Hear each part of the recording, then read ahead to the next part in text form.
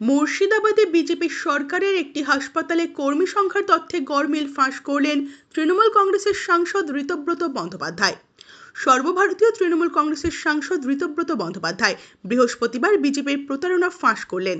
তিনি তুলে ধরলেন যে কিভাবে কেন্দ্রীয় সরকার মুর্শিদাবাদে একটি কেন্দ্রীয় সরকারি হাসপাতালে চিকিৎসা কর্মীর সংখ্যা নিয়ে ভুয়ো তথ্য দিয়েছে। শ্রম ও কর্মসংস্থান মন্ত্রক আজ সংসদে জানিয়েছেন যে তারা তারাপুর বিড়ি হাসপাতালে 5 জন মেডিকেল অফিসার নিয়োগ করেছে। তবে এই তথ্য 28শে মার্চ উপস্থাপিত সংসদের শ্রম, বস্ত্র ও দক্ষতা উন্নয়ন সংক্রান্ত স্থানীয় কমিটির রিপোর্টের সঙ্গে মিলছে না। ওই রিপোর্ট অনুযায়ী অনুমোদিত 6টি পদের মধ্যে মাত্র 3 জন মেডিকেল অফিসারই নিযুক্ত আছেন। সাংসদ ঋতব্রত বন্দ্যোপাধ্যায় বলেন, দেশের অর্ধেকেরও বেশি বিড়ি শ্রমিক পশ্চিমবঙ্গে রয়েছে, তার মধ্যে 1/4 মুর্শিদাবাদ জেলায়।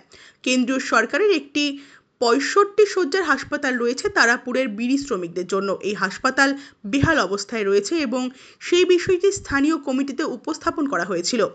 আমি আজ একটি সাধারণ প্রশ্নের মাধ্যমে হাসপাতালের বিশদ তথ্য জানতে চেয়েছিলাম, তবে আশ্চর্যের বিষয়, স্থানীয় কমিটির রিপোর্টের সঙ্গে আজ পাওয়া তথ্যের কোনো মিল নেই। আমরা জানি না কোনটা বিশ্বাস করব। আসলে আজকে একটা প্রশ্ন ছিল আমাদের গোটা দেশের যত বিড়ি শ্রমিক আছেন সেই বিড়ি শ্রমিকের অর্ধেকের বেশি হচ্ছেন পশ্চিমবঙ্গে এবং 4 ভাগের 1 ভাগ 1/4 হচ্ছে একটি মাত্র জেলায় মুর্শিদাবাদে। সেই মুর্শিদাবাদে বিড়ি শ্রমিকদের জন্য কেন্দ্রীয় সরকারের একটা হাসপাতাল আছে, বিড়ি হাসপাতাল তারাপুরে। এই তারাপুরে 65 বেডের হাসপাতাল। এই হাসপাতালটির ভয়ানক অবস্থা।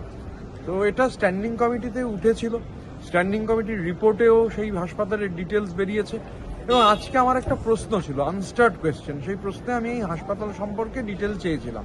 তো দেখছি যে স্ট্যান্ডিং কমিটির রিপোর্ট যা এই সপ্তাহেই পেশ হয়েছে, গত সপ্তাহে কদিনের মধ্যে, সেই রিপোর্টে যা লেখা হয়েছে আর আজকে যা সরকার যে উত্তর দিচ্ছে, দুটোর কোনোটাই মিলছে না।